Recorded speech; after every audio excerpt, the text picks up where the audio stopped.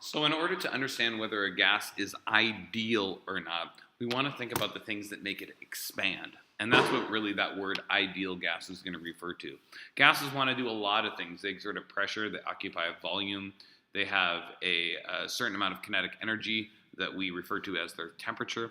But all of these things really relate to the fact that gases want to expand. So if we have gas particles inside a container, if they are fully ideal, the tendency is them to move in random locations but expand to fill that container. It's why blowing into a balloon keeps the balloon blown up when you stop blowing into it.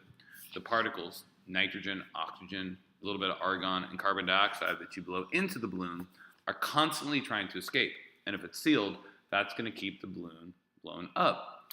We saw some relationships. We saw that the pressure of the gas is directly proportional to the amount of moles of the gas if the volume and temperature is held constant. We saw that moles is the temperature of the gas.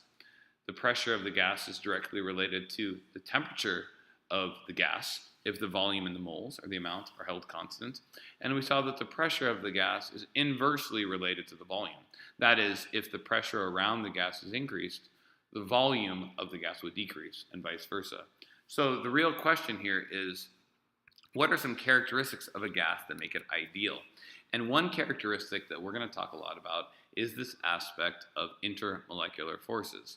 So if you have two gas particles and there are IMFs between those gas particles, the IMFs are going to keep them from expanding.